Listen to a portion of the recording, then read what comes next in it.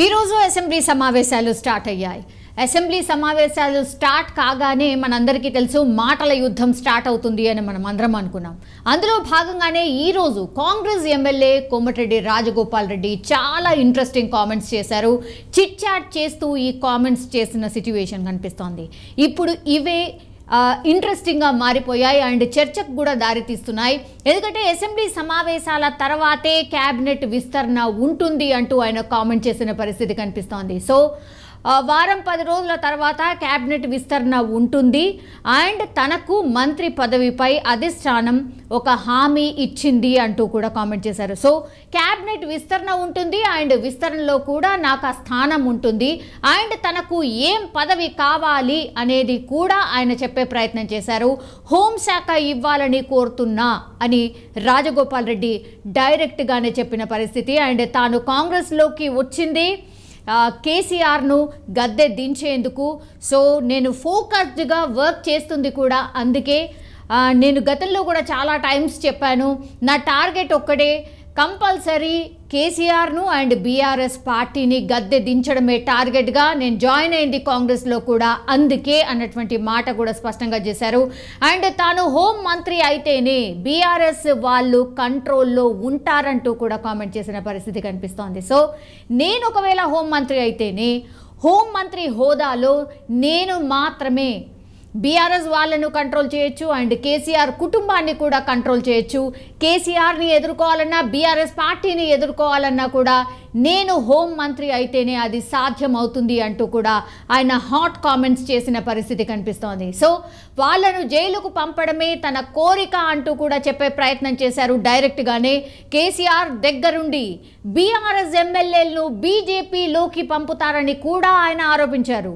So కేసీఆరే దగ్గరుండి, ఇప్పటికే మనందరికీ తెలుసు కేసీఆర్ కేసీఆర్ కావచ్చు లేదంటే బీఆర్ఎస్ అండ్ బీజేపీ ఇవి రెండు కలిసే ఉన్నాయి, ఇవే దెబ్బతీశాయి.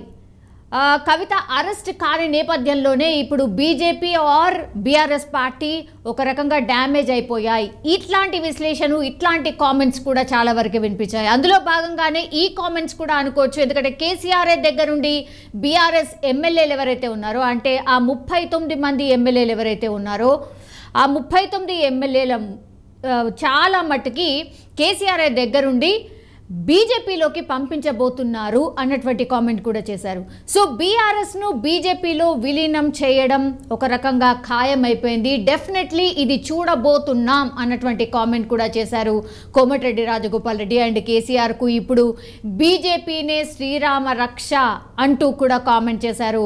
ఒకవేళ ఇవన్నీ అవినీతి ఆరోపణల నుంచి తప్పించుకోవాలన్నా లేకపోతే ఏవైతే రోజు ఒక్కొక్క డిపార్ట్మెంట్కి సంబంధించిన ఫైల్స్ తీసినప్పుడల్లా అవినీతి ఆరోపణలు, గత ప్రభుత్వంలో జరిగినటువంటి అవినీతి ఆరోపణలు అన్నటువంటివే వార్తలు వస్తున్నాయి. కాబట్టి అందులో భాగంగానే కేసీఆర్కు ఇప్పుడు బీజేపీనే శ్రీరామ రక్ష కాబోతోంది. ఎందుకంటే ఇవన్నీ బయటికి వస్తే ఆయన జైలుకి వెళ్తారు. జైలు నుంచి కాపాడే ఏకైక పార్టీ ఏదైనా ఉంది అని అంటే అది బీజేపీ అవుతుంది అన్నటువంటి మాట కూడా చెప్పే ప్రయత్నం చేశారు.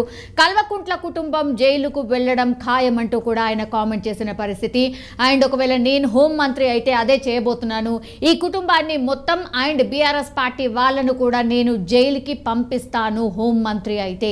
సో మనసులో మాట బయట పెట్టారు అనుకోవచ్చు. అంటే ఆయన మనసులో ఉంది తాను హోం మంత్రి కావాలని అండ్ అధిష్టానం కూడా ప్రామిస్ చేసింది అన్నటువంటి హింట్ కూడా ఇచ్చారు. సో ఏం జరుగుతుందో చూడాలి. బట్ భువనగిరి నల్గొండ పార్లమెంట్కు కుటుంబ సభ్యులు ఎవరు పోటీ చేయకూడదు అనేది తమ ఉద్దేశం అంటూ కూడా కామెంట్ చేసిన పరిస్థితి. చాలా రోజుల నుంచి వార్తలు వస్తున్నాయి. పార్లమెంట్ ఎలక్షన్స్ వచ్చినప్పుడల్లా నల్గొండ పార్లమెంట్ నుంచి కోమటిరెడ్డి బ్రదర్స్కి సంబంధించిన కుటుంబ సభ్యులు ఎవరో ఒకరు ఆశిస్తున్నారు, వాళ్ళకే టికెట్ దక్కబోతోంది అన్నటువంటి వార్తలు వస్తున్నాయి. కాబట్టి ఆ వార్తల్ని ఖండించే విధంగా ఆయన ఒకటే చెప్పారు, మేము పోటీ చేయకూడదు అనుకుంటున్నాము అన్నటువంటి మాట చెప్పారు. అండ్ పార్టీ ఆదేశిస్తే మాత్రం ఖచ్చితంగా పోటీ చేస్తాము అన్నటువంటి మాట కూడా చెప్పారు. మాకైతే ఇంట్రెస్ట్ లేదు, బట్ పార్టీ ఆదేశిస్తే మాత్రం డెఫినెట్లీ మా కుటుంబ సభ్యులు ఎవరైనా పోటీలో ఉంటారు అన్నటువంటి మాట అయితే చెప్పారు. సో లేదంటే ఎవరికి టికెట్ ఇచ్చినా కూడా వాళ్ళను గెలిపించే ప్రయత్నం చేస్తాము అన్నటువంటి మాట కూడా చెప్పారు. సో అసెంబ్లీ ఆవరణలో ఇంకో ఇంట్రెస్టింగ్ పాయింట్ ఏం జరిగిందంటే కేటీఆర్ అండ్ రాజగోపాల్ రెడ్డి మధ్య ఒక ఆసక్తికర సంభాషణ కూడా జరిగింది. అదేంటంటే అసెంబ్లీ ఆవరణలో కేటీఆర్ అండ్ రాజగోపాల్ రెడ్డి మధ్య ఒక ఆసక్తికర జరిగింది. అంటే లాబీలో ఎంటర్ అయినప్పుడు ఇద్దరు ఎదురుగా నిల్చున్నప్పుడు ఎదురు పడ్డప్పుడు హలో హాయ్ అనేది మామూలుగానే గ్రీటింగ్స్ ఇచ్చుకోవడం ఇదైతే కామనే. సో మీకు మంత్రి పదవి ఎప్పుడు వస్తుంది అంటూ రాజగోపాల్ రెడ్డిని కేటీఆర్ అడిగారు. సో అప్పుడు దీనికి రాజగోపాల్ రెడ్డి ఆన్సర్ చెప్తూ మీలాగే మాకు ఫ్యామిలీ ఎఫెక్ట్ పడుతోంది అంటూ రిప్లై ఇచ్చారు. సో నవ్వుకుంటూనే ఈ సంభాషణ అంతా సాగింది. యాక్చువల్లీ మీరు మంత్రి ఎప్పుడు కాబోతున్నారు అని కేటీఆర్ అడగడం అండ్ రాజగోపాల్ రెడ్డి దానికి బదిలిస్తూ మీలాగే ఫ్యామిలీకి సంబంధించిన ఎఫెక్ట్ మా పైన కూడా పడింది. సో ఇద్దరం ఉన్నాం కాబట్టి అందులో నుంచి ఒకరికి ఆల్రెడీ మంత్రి పదవి వచ్చింది. సో నా వంతు వరకు మరి చూడాలి అన్నటువంటి మాట చెప్పారు. అండ్ ఫ్యామిలీ పాలన కాదు, మంచిగా పనిచేస్తే కీర్తి ప్రతిష్టలు వస్తాయి అంటూ కూడా కేటీఆర్ కామెంట్ చేశారు. సో ఎంపీగా మీ కూతురు కీర్తి పోటీ చేస్తుందా లేకపోతే సంకీర్తి పోటీ చేస్తారా అని కేటీఆర్ రాజగోపాల్ రెడ్డిని అడిగారు. సో దయచేసి నన్ను కాంట్రవర్సీ చేయొద్దు అంటూ అక్కడి నుంచి రాజగోపాల్ రెడ్డి వెళ్ళిపోయిన పరిస్థితి. సో 2-3 మాటలు మాత్రమే. అంటే మీ ఫ్యామిలీ నుంచి ఎవరైనా పోటీ చేయబోతున్నారా పార్లమెంట్ ఎలక్షన్స్ నుంచి అంటే లేదు, నన్ను కాంట్రవర్సీలోకి అయితే లాగద్దు, నేను దీనికి ఆన్సర్ కూడా చెప్పదలుచుకోలేదు అన్నటువంటి మాట చెప్పారు. అండ్ దాని తర్వాత మీకు మంత్రి పదవి వస్తుందా అని అంటే సేమ్, అంటే ఫ్యామిలీలో ఆల్రెడీ ఒక మంత్రి పదవి ఉంది కాబట్టి మరి చూడాలి. ఇక్కడ కూడా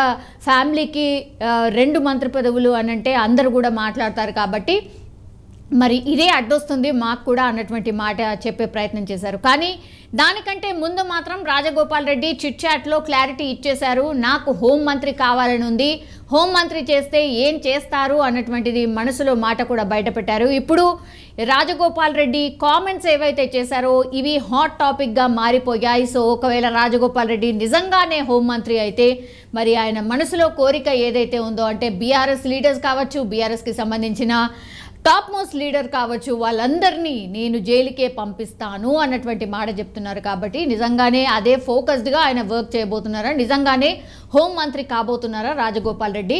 అండ్ ఆఫ్టర్ అసెంబ్లీ సెషన్